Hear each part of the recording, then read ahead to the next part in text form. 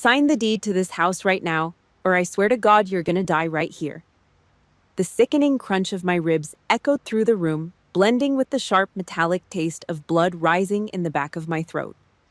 The man pinning me down to the oak floor, raising a solid bronze statue above my skull, wasn't some terrorist insurgent. It was Damien, my own brother. And standing right at the threshold, arms crossed, staring down at me like I was a cockroach on her pristine rug, was Serafina, my sister-in-law. Her voice was ice cold, deadpan. "Finish it, Damien. Just put her out of her misery." A kill order, spat out by the very people sharing my bloodline. But they didn't know that wooden door was about to get kicked off its hinges. Their worst nightmare was just loading its first magazine. Before you watch me put these so-called family members in a state penitentiary, hit that like button, subscribe, and let me know in the comments where you're listening from. To understand why my own brother wanted to cave my skull in, you have to back up 3 weeks. 3 days after we put the old man in the ground. The house still reeked of funeral lilies. It was that thick, suffocating smell that coats the back of your throat and makes your stomach turn. We sat around the scuffed dining room table. Alistair Finch, a tired estate lawyer wearing a cheap suit, slid the will across the scratched wood. The house was mine. With one condition, I had to buy out Damien's half over the next 5 years. Dad was trying to protect us both. He knew the housing market. He knew the value of the roof he built with his own 2 bare hands. Damien didn't see it that way. His fist slammed down hard. Black coffee splashed over the rim of a porcelain mug, soaking into the legal paperwork. He roared, spitting out a string of curses that echoed off the drywall. Serafina. She hadn't shed a single tear since the cemetery. She didn't even blink at his outburst. She just reached into her oversized Hermes bag, pulled out her phone, and dialed a real estate broker. Right there, while the lawyer was still talking. She demanded a liquidator, cash buyout, whatever it took. She didn't give a damn about the market slump, and she sure as hell didn't give a damn about a dead man's last wishes. Finch cleared his throat, tapping his pen against the table. "The 5-year term is legally binding, ma'am. You can't just list the property today." Serafina's head snapped toward me. The sharp click-clack of her designer heels hammered the floorboards as she stepped up. She pointed a cherry-red acrylic nail inches from my nose. "You manipulated him," she hissed. "You fed a senile old man your pathetic little war stories and played the hero." Damien backed his wife immediately. He leaned over the table, his upper lip curling in absolute disgust. He looked at my dress uniform, the one I'd worn to the burial, the one I sweated and bled in, and scoffed. "Look at you," he sneered, pointing at my combat boots. "Living off taxpayer dimes in that cheap rag? Real money is made out there, Holly, in the markets. We are actual investors. We need liquid cash right now, not 5 years of your government handouts. Sign the waiver." I didn't yell back. I didn't defend my service. 10 years in the Marine Corps beats the impulse reaction right out of your system. You never engage an enemy who's already losing their mind. I sat perfectly straight on the faded sofa, hands resting flat on my knees. I didn't blink. I just ran a silent threat assessment. My eyes tracked from the heavy gold Rolex choking Damien's wrist to the pristine leather of Serafina's purse. I logged every detail. The erratic, shallow breathing, the heavy sweat forming on Damien's forehead despite the AC running on high. The frantic, twitchy way Serafina gripped her $1,000 phone. This wasn't standard corporate greed. I knew what this smelled like. It smelled like raw, unfiltered desperation. People pulling down serious cash on Wall Street don't act like starving stray dogs fighting over a scrap of meat. They were drowning. And this house was the only life raft in sight. I didn't know what kind of hole they dug for themselves, but I knew I wasn't going to let them drag my father's legacy into it. I stood up, slowly. I adjusted the black mourning band wrapped around my left sleeve, smoothing out the crease with my thumb. 5 years is 5 years, Damien. The lawyer made it clear. My voice didn't shake. It cut through the room sharp and flat as a razor. Then I turned my back. I didn't wait for his comeback. I just walked out the back door, letting the heavy screen slam shut behind me, cutting off the toxic shouting echoing from the living room. I needed to clear my head. I headed straight for Dad's old woodshop out back. The second I pulled the heavy sliding door shut, the sickening stench of lilies vanished. It was replaced by the honest smell of cedar sawdust and old motor oil. It was quiet here, safe. I walked over to his heavy workbench, running my fingers over the rough grain of the wood. But as I leaned against the frame, my boot caught on a loose floorboard underneath the bottom drawer. It shifted. Something hollow echoed underneath. I knelt down on the cold concrete, prying the splintered wood back with my bare hands. And right there, buried under a decade of sawdust and grease, I pulled out a heavy leather-bound notebook. It wasn't a woodworking manual. I flipped open the stained cover, and in 3 seconds I found the one thing that exposed every dirty, blood-sucking secret my brother had been hiding for the last 10 years. The woodshop was pitch black. I reached up my fingers, brushing the cold metal chain of the overhead light. I yanked it. A bare, incandescent bulb flickered on, casting a harsh yellow glare over the dust motes dancing in the dead air. This was his sanctuary. The smell hit me instantly. Pine, sawdust, old motor oil, and dried glue. It smelled like the man who raised me. I walked over to the heavy workbench. The surface was scarred with deep gouges from decades of chiseling and sanding. I ran my bare hand across the rough wood, feeling the grit bite into my calluses. I leaned my weight against the edge. My combat boots scraped against something hollow near the floorboards. I looked down. Underneath the bottom drawer, tucked behind a stack of warped 2x4s, a piece of wood paneling sat loose. I dropped to my knees on the freezing concrete. I jammed my fingers into the gap and pried the wood back. A splinter drove straight under my thumbnail. I didn't care. Reaching into the dark cavity, my hand closed around something heavy. I pulled it out. A thick leather-bound notebook. The cover was cracked, peeling at the corners, and stained with black grease. I stood up and tossed it onto the workbench. A cloud of fine dust puffed into the air. I opened the first page. The handwriting was unmistakable. Pop's blocky, uneven print in faded blue ink. But this wasn't a project log. There were no measurements for cabinets or porch swings. It was a ledger, a financial autopsy. I turned the page. My chest tightened like a heavy iron plate was dropped right over my lungs. The numbers were stacked in neat, damning rows. 10 years of them. August 2014. Damien. Amex debt. $5,200. March 2016. Damien. Chicago condo deposit. $10,000. November 2017. Serafina. Birthday trip to Aspen. $4,500. June 2019. Damien. Car loan bailout. $8,000. I kept flipping. The pages felt like sandpaper against my skin.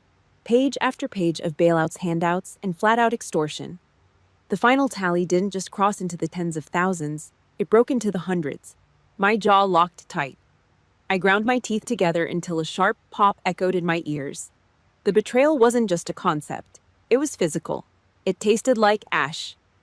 In August 2014, I was in a 110-degree tent in the sandbox. I was eating jalapeno cheese spread and dry crackers out of a brown plastic MRE pouch, trying to ignore the smell of burning diesel and unwashed bodies. I was banking every single dime of my hazard pay. Every extra dollar I earned getting shot at, I wired straight to his account. Keep it for the property tax, Pop. Fix the roof. Take it easy on the joints. He didn't take it easy. He just bled himself dry. He funneled the blood money of a Marine straight into the bottomless pit of my brother's yuppie lifestyle. While I was sleeping in a ditch with a rifle strapped to my chest, Serafina was dragging a designer suitcase through the snow in Aspen, paid for by the old man's sweat and my combat pay. My cell phone buzzed against my thigh, snapping me out of the past. The harsh vibration rattled through the quiet shop. I pulled it out. The caller ID flashed a Chicago area code. Mark. We ran track together in high school. Now he was a risk analyst for a major trading firm in the Loop. I swiped the screen and put the phone to my ear. Yeah. Holly. Mark's voice was clipped, rushed. Look, I know you just put your dad in the ground and I'm sorry. But I saw the obituary. Is Damien in town? He's here. Listen to me very carefully. Mark said, his breath hitching over the receiver. Watch your back. The guy is a dead man walking.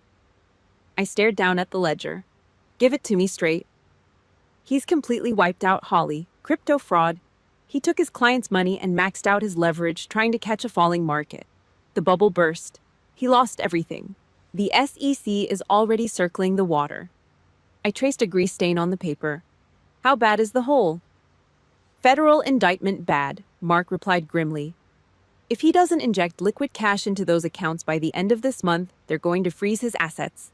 After that, he's looking at a 10-year mandatory minimum in a federal penitentiary. Understood. Thanks for the intel, Mark. I hung up the phone. I didn't say goodbye. I didn't need to.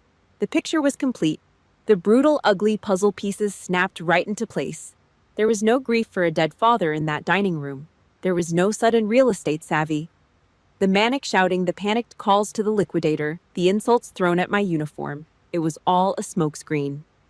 They didn't want the house because they were greedy. They wanted it because they were terrified. That property was their last remaining life raft. It was the only thing standing between Damien and an orange jumpsuit. They needed my signature to sell it out from under me. Take the cash and plug the massive hole in Chicago before the feds kicked their door down. To them, I wasn't a grieving sister. I was the warden holding the keys to their freedom. And they were going to do whatever it took to break me. I let out a slow, measured breath. 4 seconds in. Hold for 4. 4 seconds out. The burning heat in my chest cooled into something else, something hard, solid ice. I closed the heavy leather cover of the ledger. I folded it in half and slid it directly into the breast pocket of my dress uniform. I patted the flap down flat against my ribs, right over my heart. They wanted a war. They thought they could bully a traumatized veteran into signing away her life. They thought I was weak, but a Marine never walks into a firefight without loading her weapon first. And I just found the hollow points. It took exactly 24 hours for the smear campaign to hit my phone. The cell buzzed on the kitchen counter. Caller ID flashed Aunt Carol. I let it ring 3 times before sliding my thumb across the glass. I didn't even get a hello out. How can you be so selfish, Holly? Her voice was shrill, bleeding out of the tiny speaker. Your brother is in mourning. Serafina told us everything. She said your deployments messed your head up, that your PTSD is making you paranoid. You're locking him out of his own father's house. I stared at the peeling paint on the kitchen wall. I didn't interrupt. Serafina hadn't just made a few phone calls. She'd launched a full-scale psychological operation. I pulled the phone away from my ear and opened Facebook on my iPad. There it was. A private family group chat had been created overnight. I was blocked from viewing the contents, but I didn't need access to know the narrative. They were weaponizing my uniform, twisting 10 years of honorable service, the dirt and the blood, into a convenient mental breakdown. They needed the extended family to think I was a crazy, unstable veteran who needed her assets managed by a sane, successful brother. It was textbook gaslighting. Bleach the blood off their own hands by throwing mud on my name. He just wants to help you get the psychiatric care you need, Carol whined. I pressed end call and blocked her number. But the rumors were just the softening phase. The artillery came next. 2 in the morning. I was asleep on the couch, fully dressed in jeans and a t-shirt. A massive crash shattered the dead silence of the house.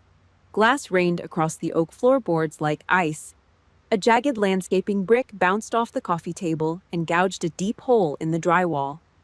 I rolled off the cushions, instantly dropping flat to the floor. Instinct, muscle memory. My pulse stayed steady. The cold night air rushed in through the busted window, carrying the smell of wet asphalt. A second later, my cell phone lit up in the dark.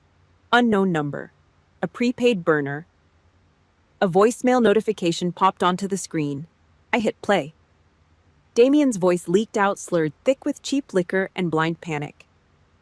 Sign the paper, Holly. Stop playing games. Sign it, or I swear to God I let the guys in Chicago know exactly where you sleep. Extortion. Pure and simple. But they didn't stop there. When the sun came up, I poured a mug of black coffee and sat at the island. I opened my laptop and ran a search on the property address. There it was, Zillow. A fresh listing posted at 3:15 a.m., pre-foreclosure. Cash only. Must liquidate today. They had snapped photos of my front yard from the street in the dark. They wanted me terrified. They wanted me to feel the walls closing in so I'd lose my mind breakdown and crawl to them begging for a way out. They wanted me to act exactly like the crazy person Serafina was telling everyone I was. They made a fatal miscalculation. They forgot who trained me. You don't survive a combat zone by crying over broken glass. You assess, you adapt, and you neutralize. I didn't yell. I didn't call Damien back to scream into the receiver. I laced up my combat boots, grabbed a push broom from the closet, and swept the shattered window glass into neat, perfectly straight lines. Then I sat down at the dining table. I plugged my phone into the laptop with a USB cable. I extracted Damien's voicemail and saved it to the hard drive. I took high-resolution screenshots of the Zillow listing. I pulled the page metadata proving the account was registered directly to Serafina's personal email. I created a new master folder on my desktop after action report, hostile. I organized everything: extortion, fraud, harassment, intimidation. It was a digital kill box. Every desperate, violent move they made was just another foot of rope they were wrapping around their own necks. I wasn't just building a defense, I was building a federal indictment right from my kitchen table. But digital evidence wasn't enough. They were getting physically reckless. The Chicago deadline was squeezing Damien's throat, and desperate men cornered by debt do incredibly stupid things. I needed to harden the perimeter. I picked up my phone and dialed a local number. Eli Vance, ex-county sheriff, Vietnam vet and Pop's oldest drinking buddy. 15 minutes later, the heavy rumble of a V8 engine shook the driveway. Eli's beat-up Ford F-150 parked halfway on the grass. He stepped out carrying a scuffed metal toolbox in one hand and a thermos in the other. He didn't bother knocking. He walked right through the front door smelling like stale black coffee and gun oil. His pale blue eyes locked onto the busted window, then shifted to the brick sitting on the rug. Finally, he looked at me. "They escalated," I said flatly. Eli set the toolbox down on the floorboards with a heavy thud. He popped the metal latches. "All right, Captain," he grunted, pulling out a cordless drill. "Let's rig the perimeter." We spent the next 3 hours turning a quiet suburban house into a surveillance trap. 4 micro cameras went up, one hidden inside the plastic casing of the smoke detector above the front door, one tucked into the living room bookshelf between Dad's old encyclopedias, 2 more covering the back porch and the woodshop. High-def video, cloud-synced audio. Eli swapped the standard half-inch door screws for 3-inch steel ones, driving them deep into the studs to reinforce the strike plates. We didn't board up the broken window. We left it exactly as it was, an invitation. By noon, the house was wired-armed and completely silent. I handed Eli a cup of coffee, staring at the live feeds blinking on my iPad screen. The trap was open. Now I just needed a rat to take the bait. My phone buzzed on the passenger seat of my truck. The screen lit up with a text from Damien. "Let's talk." Just us. Rosie's Diner. Noon. I want to work this out. Every instinct I had, honed over a decade in the Marine Corps, flashed red. It was a setup, a blind spot. But to dismantle an ambush, sometimes you have to walk straight into the kill zone. Rosie's Diner was an institution in this town. It smelled like 50 years of bacon grease, burnt filter coffee, and industrial floor cleaner. I walked in and took a corner booth, back to the cracked plaster wall, eyes scanning the exits. I ordered a black coffee. The waitress, a woman who had known my father since I was in middle school, gave me a sad, tight-lipped nod. The whole town knew Pop was gone. Just as she set the heavy ceramic mug down on the formica table, the bell above the glass door jingled. Damien walked in. He looked like absolute hell. His skin carried a sickly gray tint. His eyes were bloodshot, darting around the room, and he sported a ragged 5 o'clock shadow on a Tuesday afternoon. But he wasn't alone. Serafina slid out from behind his shoulder. She wore a pristine white trench coat and a smug, tight smile that made my knuckles itch. She glided over and slid into the red vinyl booth next to him, immediately wrapping her manicured hand around his forearm. The venomous snake steering the rat. The diner was packed for the lunch rush. Mostly locals. Mechanics from the garage down the street, retirees reading the paper. People who knew my family. Serafina didn't even bother looking at a menu. She leaned across the table, fixing her eyes on me. Then she pitched her voice up, deliberately loud, loud enough to cut right through the clatter of silverware and the hum of the fryers. "Holly, sweetie," she cooed.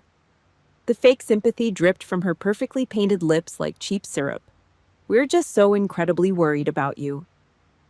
I kept my hands flat on the table, resting on either side of my coffee mug.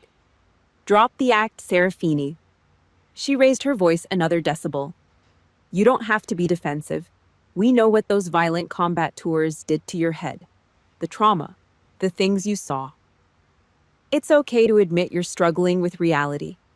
The diner shifted. Forks stopped scraping against ceramic plates.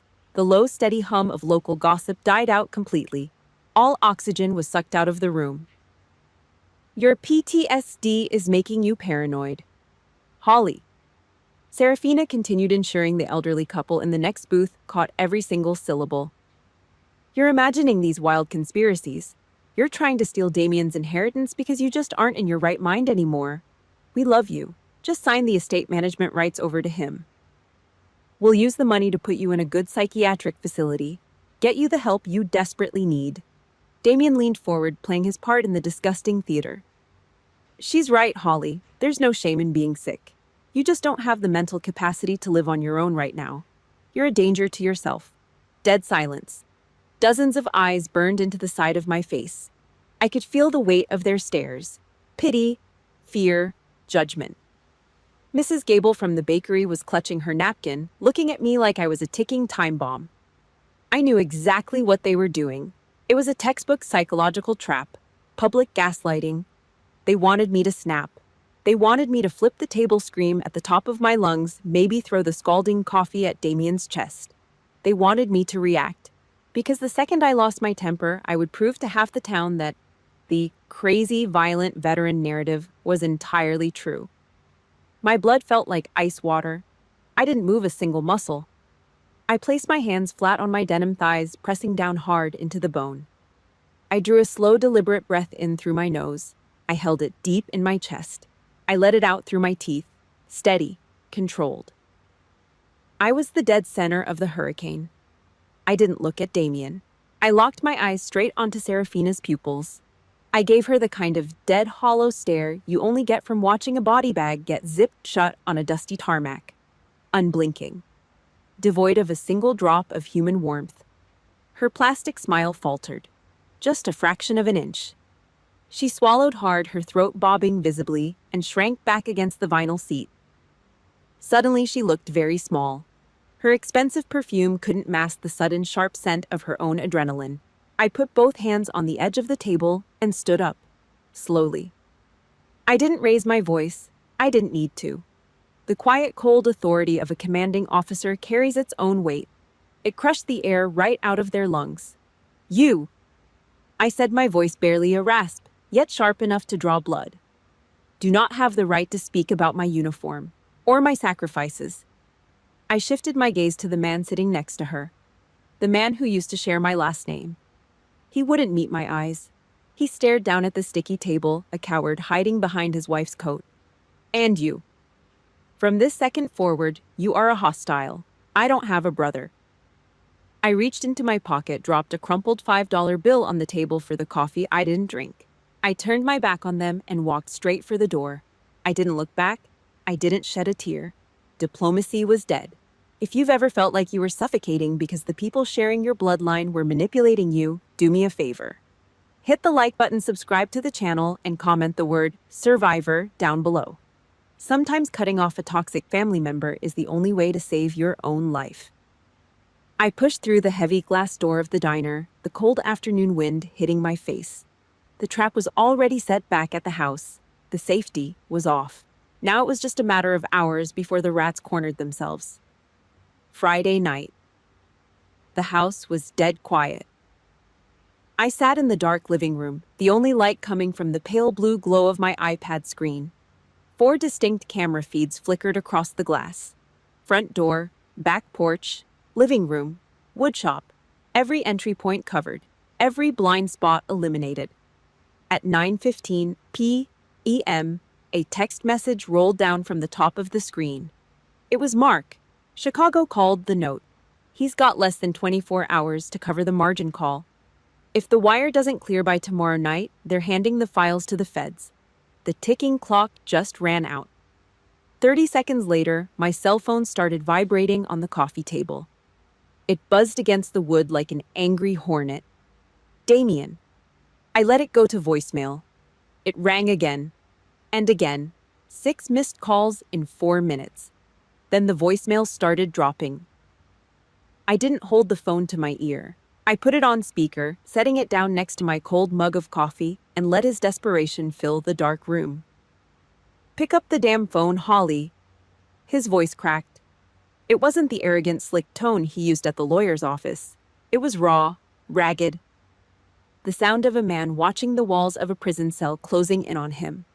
"You're really going to do this? You're going to let your own flesh and blood go to federal prison over a piece of dirt, you cold-blooded bitch. I am your brother." I stared at the blinking red light on the smoke detector above the front door. The camera lens hidden inside was recording every word. He didn't care about Pop. He didn't care about the 10 years I spent sleeping in the dirt. He only cared that his crypto gamble had blown up in his face and I was refusing to throw my own life on the grenade to save him. The phone vibrated again. A text this time, not from Damien. The number was unregistered, but I didn't need caller ID to recognize the venom. "You think locking the doors makes you safe?"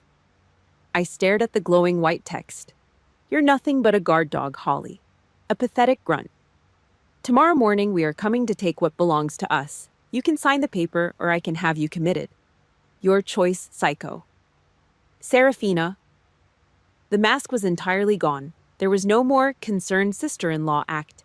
No more fake tears or public gaslighting. This was the real her. A parasite realizing the host was about to cut off the blood supply. I didn't type a reply. I didn't block the number. I just took a screenshot and dropped it straight into the hostile folder on my hard drive. I picked up the phone, swiped down the control center, and tapped the Do Not Disturb icon. The screen went black. The barrage of threats stopped. I stood up. My knees popped in the quiet room. I walked through the dark kitchen, pushing open the back door. The cold night air bit through my thin cotton shirt. I crossed the overgrown grass and slid the heavy wooden door of the woodshop open. I didn't turn on the overhead light. I didn't need it. I knew exactly where everything was. I walked over to the workbench. I picked up the leather-bound ledger, 10 years of Damien bleeding the old man dry. Next to it sat the heavy cream-colored envelope containing the original will. And right beside that, resting in a scuffed velvet box, were my father's dog tags from Desert Storm and my own service medals. I gathered them up in my arms. The weight of them felt heavy against my chest.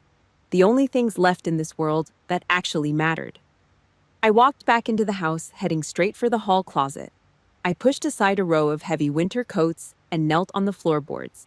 I dialed the combination on the heavy steel sentry safe, bolted directly into the concrete foundation. Click, clack. The heavy door swung open. I placed the ledger, the will, and the medals inside. I shut the steel door and spun the dial, scrambling the numbers.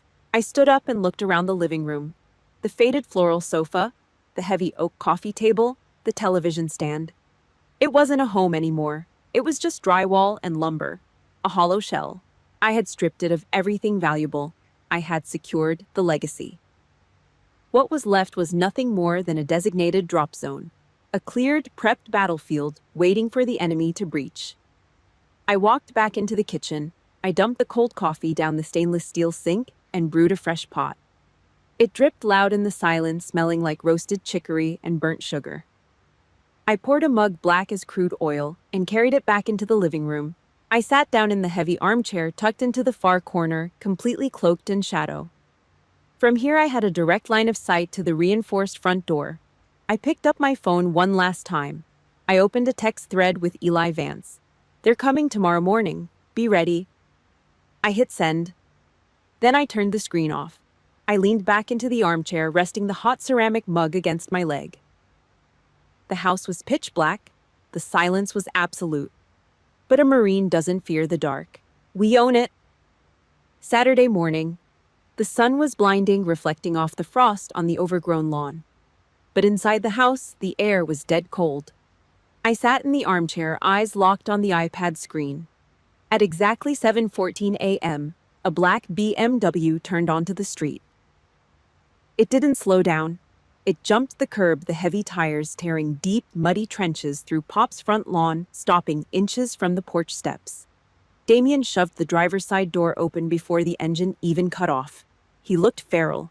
His suit jacket was wrinkled, his tie yanked loose. The panic of a federal indictment was sweating out of his pores.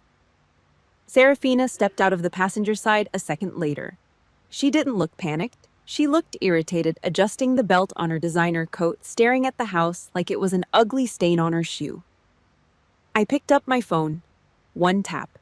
Target is inside the wire. I stood up, walked to the front door, and unlatched the deadbolt. Just a crack, enough to give him the illusion of an opening. Before I could step back, the solid oak door exploded inward.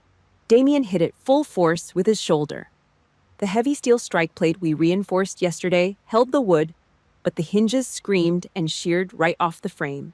The edge of the door slammed into my collarbone. I was thrown backward, my combat boots skidding across the hardwood floor. I hit the ground hard, the impact knocking the wind out of my lungs. Damien was on me before I could blink. He threw a crumpled stack of legal papers right into my face. "Sign the deed," he roared, spitting the words. "Sign it right now, Holly, or I swear to God you are never leaving this room." He dropped his entire body weight onto my chest, pinning my shoulders to the floor.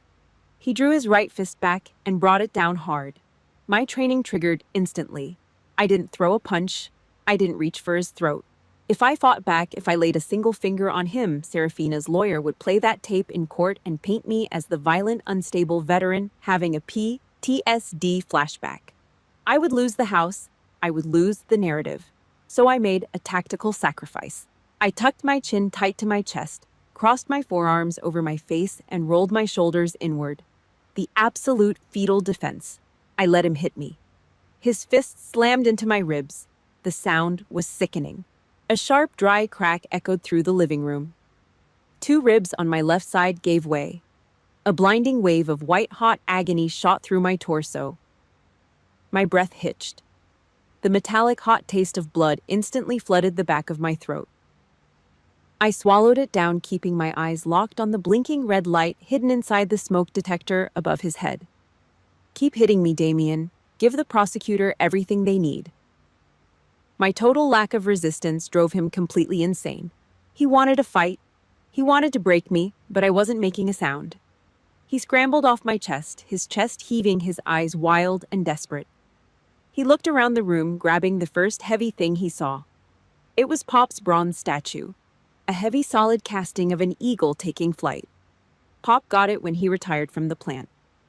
Damien gripped the base with both hands. He stood over me, his face twisted into an ugly, unrecognizable mask of pure rage. He raised the solid bronze high above his head, aiming straight for my skull. Right at that exact second, the floorboards creaked. Serafina stepped over the splintered remains of the front door. She didn't look at my bleeding mouth. She didn't look at the shattered wood. She just crossed her arms, shifting her weight onto one high heel, looking down at me with absolute disgust. "Finish it, Damien," she said. Her voice was flat, deadpan. "Just put her out of her misery so we can sell this dump." A kill order, given by a sister-in-law, executed by a brother. The heavy bronze eagle ripped through the air, coming straight down. "Freeze! Drop the weapon!" The back kitchen door blew open with a deafening crash. Eli Vance stepped into the living room, moving with a speed you wouldn't expect from a 60-year-old man. He didn't have his toolbox today. He had his duty weapon drawn. The black muzzle of his Glock 19 was leveled dead center at Damien's forehead. Damien froze. The bronze statue slipped from his sweaty fingers, crashing onto the oak floorboards. It rolled toward my boots. Eli stepped forward, his finger resting flat along the slide of his pistol. The red light of a police body cam blinked rapidly on his tactical vest. "Step away from her!" Eli growled, his voice vibrating with absolute authority. "Hands behind your head. Now!" Damien's knees buckled. He dropped to the floor, his hands shaking violently as he laced his fingers behind his neck. The arrogant Wall Street trader was gone. He was just a pathetic, terrified criminal staring down the barrel of a gun. I shifted my eyes toward the doorway. Serafina's perfect posture had collapsed. Her face was the color of dirty chalk. She stared at Eli's body cam, her eyes wide, realizing that her flat, cold command to end my life was now sitting on a secure cloud server, stamped with a timestamp and a federal evidence tag. I spit a mouthful of blood onto the floorboards, gripping my broken ribs as I forced myself to sit up. The trap was shut.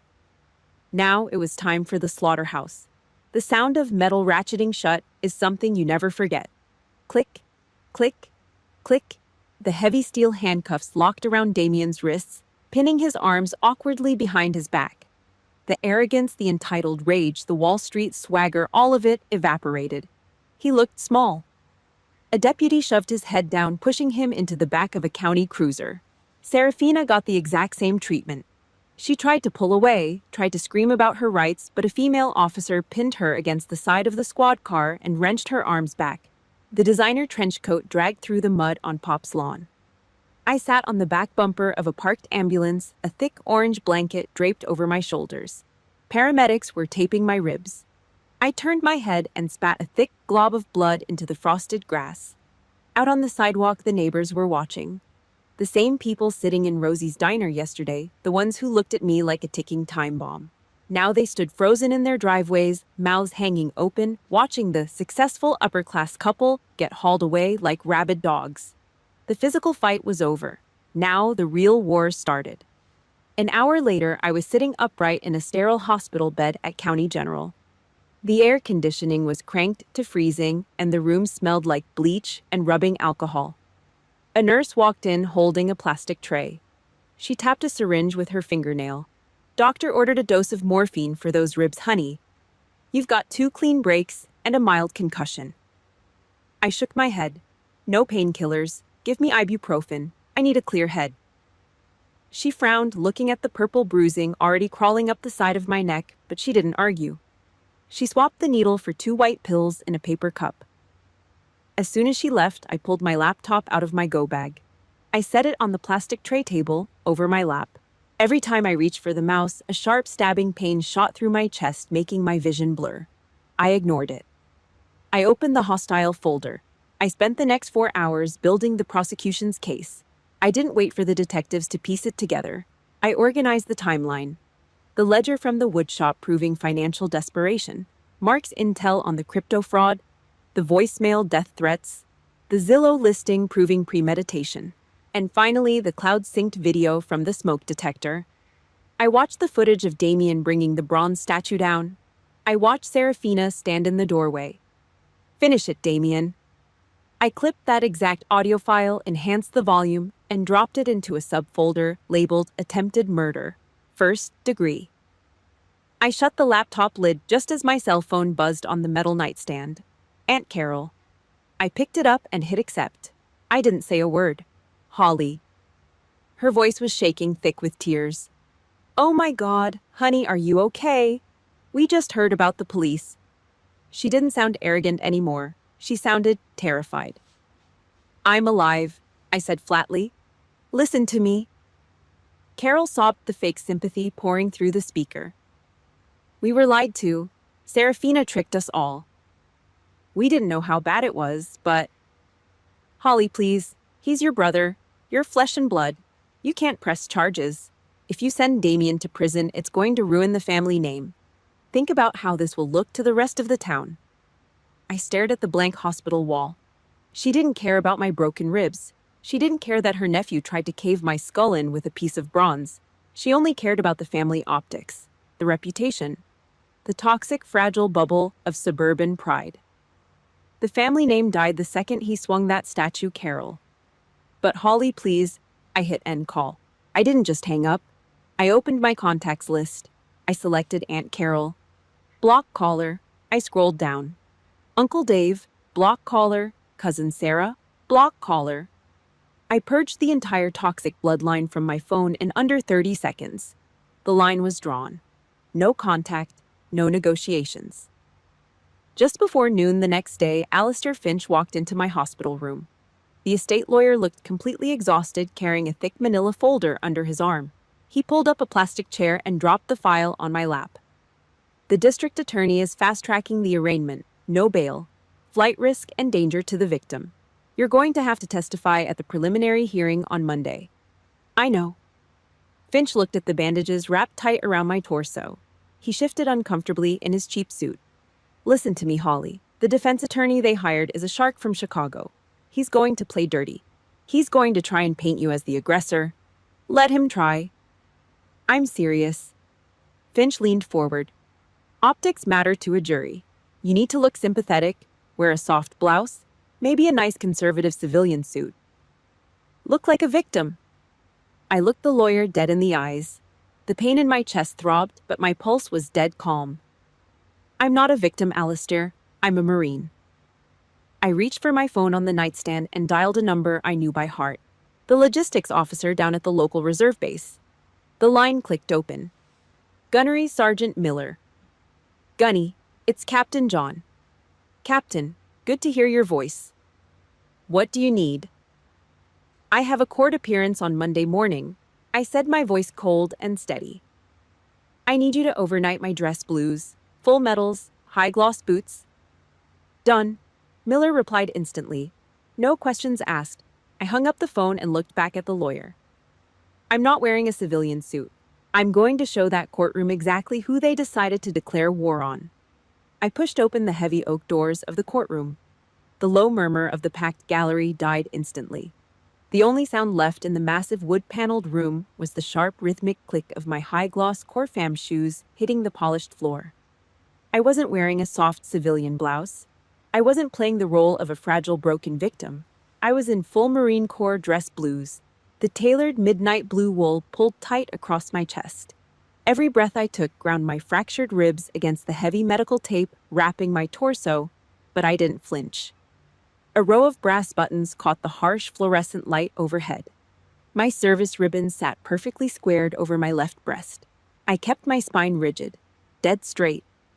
I walked past the wooden pews and took my seat at the prosecutor's table. I didn't look at the gallery, but I felt the heavy shift in the room. Then the side door clicked open. A county bailiff let them in. Damien looked like a walking corpse. The jailhouse detox had stripped away all his Wall Street arrogance, leaving his skin a sickly pale gray. His jaw was covered in a patchy, dirty scruff. His shoulders slumped forward under the weight of the handcuffs.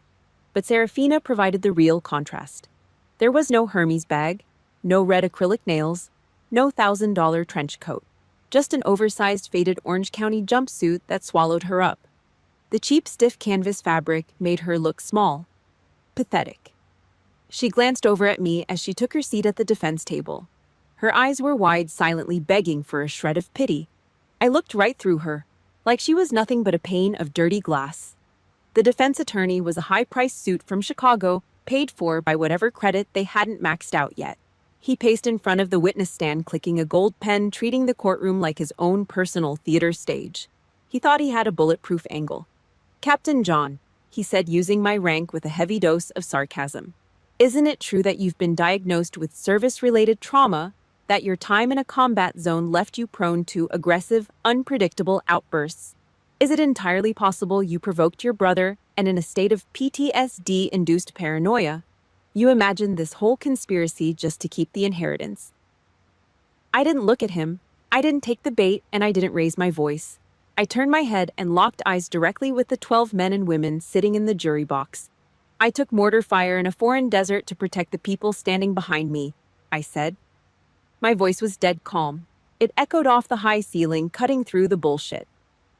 I survived enemy combatants, but the most cowardly lethal strike I ever took came from the people sitting at that defense table. My own blood. The Chicago lawyer scoffed, opening his mouth to object.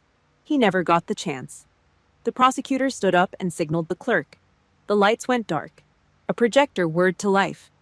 The massive screen above the judge's bench lit up with the crisp, high-definition feed pulled straight from my living room smoke detector. The courtroom went dead silent. The raw violence stripped the oxygen right out of the room. The jury watched Damien's shoulder blow the heavy oak door off its hinges. They watched him tackle me to the floor. They watched me tuck my chin, cross my arms, and take the beating without throwing a single punch in return. The audio was crystal clear. The sickening dry crack of my ribs snapping echoed through the overhead speakers. A woman in the front row of the gallery gasped and covered her mouth. Then the video showed Damien grabbing the heavy bronze eagle. The camera caught Serafina stepping casually into the frame. She crossed her arms. Her face was entirely bored. "Finish it, Damien.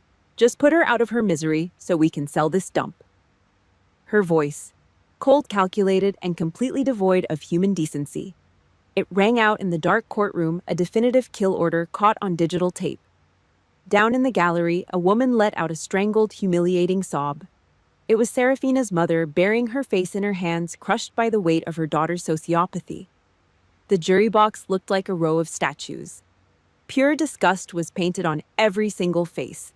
The expensive Chicago lawyer didn't even try to mount an objection. He just sat back down at his table, dropping his gold pen. It clattered against the wood. He knew it was over. You can't cross-examine a video file. It took the jury less than 2 hours to deliberate. The foreman stood up holding a single slip of paper. Guilty on all counts. Extortion, aggravated assault, attempted murder in the first degree. The judge didn't hold back.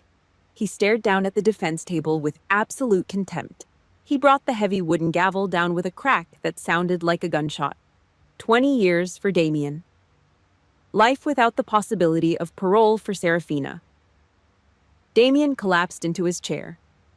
He buried his head in his chained hands and wailed, a loud, ugly, pathetic sound that bounced off the walls. He begged the judge. He blamed the crypto crash. He blamed his wife. The bailiffs had to grab him by the armpits and physically drag him backward toward the holding cells. Serafina didn't cry. She didn't scream. She just stood there in her orange jumpsuit, staring blankly at the judge's bench. Her soul died right there on the spot long before she ever saw the inside of a concrete cell block. Watching that gavel come down was the closest thing to closure I've ever felt. If you've ever had to stand up in front of the world and expose the lies of someone you used to love, do me a favor. Hit the like button, subscribe to the channel, and comment the word justice below so I know I'm not standing here alone. I didn't smile. I didn't gloat. I stood up from the prosecutor's table. I adjusted the white belt of my uniform, brushing a microscopic speck of dust off the midnight blue wool. I turned my back on the wailing man who used to be my brother, pushed open the heavy oak doors, and walked out into the cold afternoon sun. The heavy oak doors of the courthouse closed behind me, shutting out the stale air of the legal system.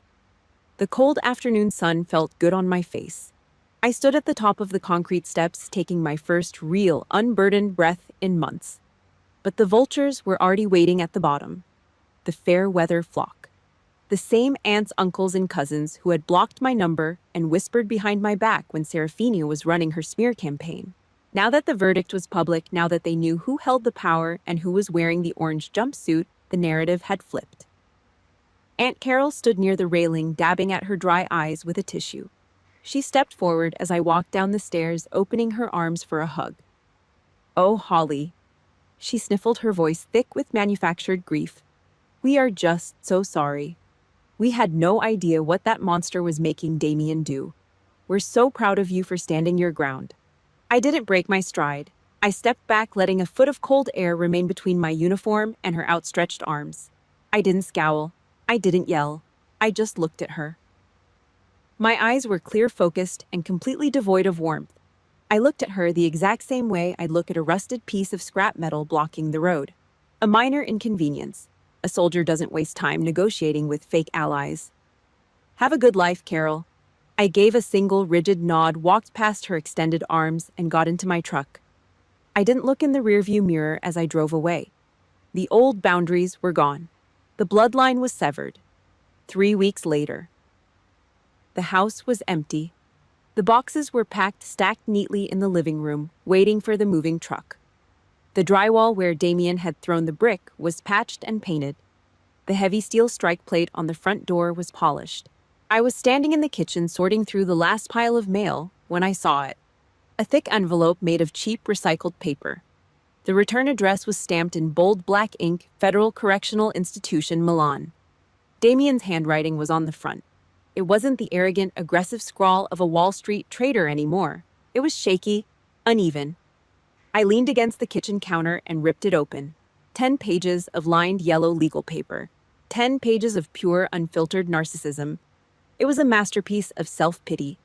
He spent 3 pages blaming the crypto market crash. He spent 4 pages blaming Serafina, claiming she manipulated him, pressured him, made him crazy with her demands for luxury.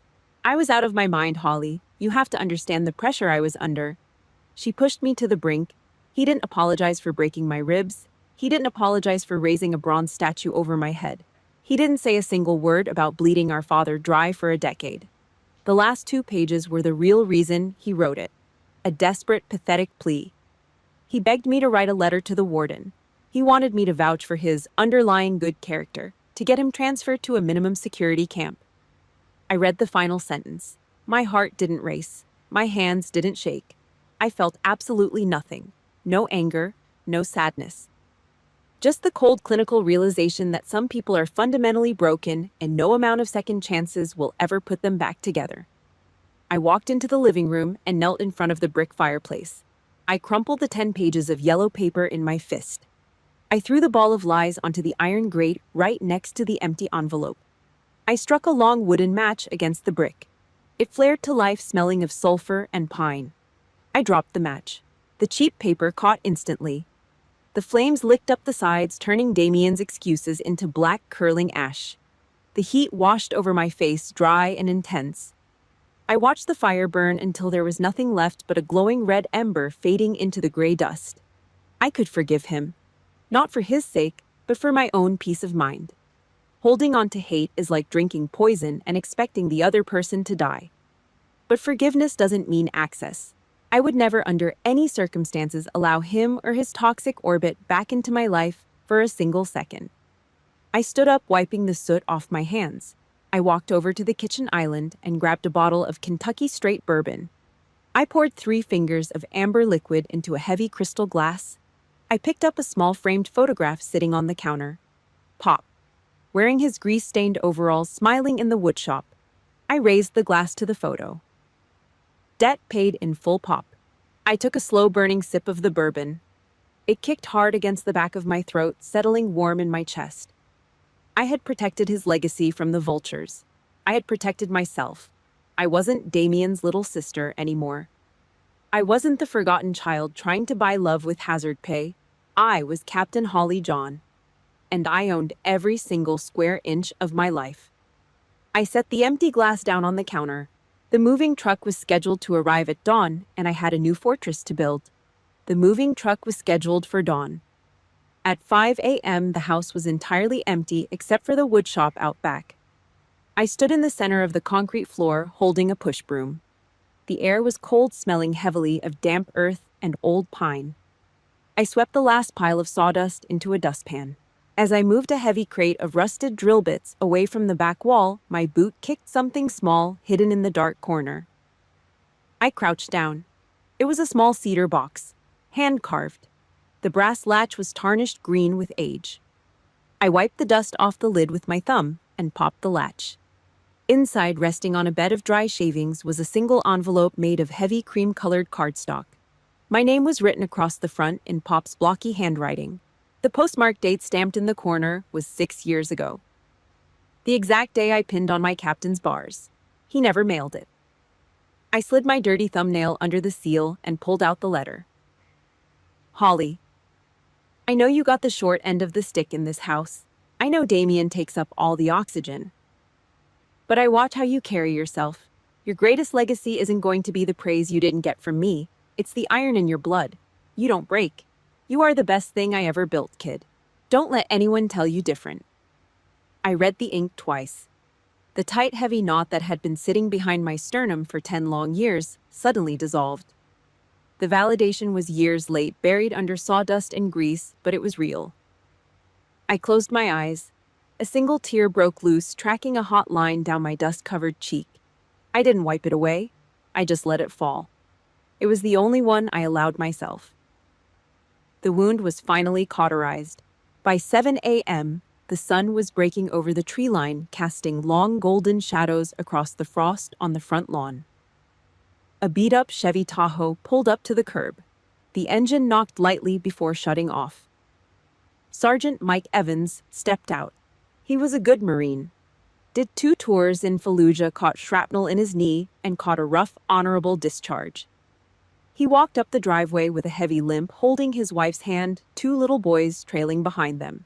I didn't sell the house to Serafina's corporate liquidators. I didn't sell it to some real estate flipper looking to gut the place. I sold it to Mike. Private contract. I gave it to him for the exact cost of the remaining mortgage payoff. I stood on the porch and dropped the heavy brass keys into his calloused palm. "It's a good roof, Mike," I said. "Keep the gutters clean in the fall." He looked down at the keys, then up at me. He didn't say thank you. He didn't have to. The look in his eyes said everything. His 2 boys pushed past us, running through the front door, their sneakers squeaking on the hardwood. Laughter echoed off the empty living room walls. I walked down the porch steps and got into my truck. The house was a shield again. It was protecting good people. My watch was over, 6 months later. The air smelled like ocean salt and freshly cut pine. I rented a large commercial garage unit right on the Gulf Coast. I took the cash from the estate sale and dumped every single red cent into a federal nonprofit filing, the Arthur John Veterans Foundation. The heavy bay doors were rolled wide open, letting the warm afternoon sun spill across the concrete floor. Pop's old workbenches were lined up in neat rows. I stood at the back table watching a 22-year-old Army grunt with a titanium prosthetic leg. He was leaning over a block of smooth cedar, carefully running a piece of heavy grit sandpaper over the wings of a wooden toy airplane. He was making it for his newborn son. His hands were shaking slightly, but his breathing was steady. The panic attacks were getting better. Art therapy, giving broken men a mission again. A shadow fell over the open doorway, blocking the sun. I looked up. Colonel Miller stood at the threshold. He was in civilian clothes, a faded polo and khakis, but he still carried that rigid, unmistakable command posture. He looked around the shop. He watched the young Army vet blow the dust off the wooden wings. He listened to the low hum of the bandsaw in the corner. Miller walked over to my bench and stopped. He looked at the clean, organized chaos of the shop, then looked me dead in the eyes. "You built a hell of a fortress, Captain," he said quietly. I stood up straight.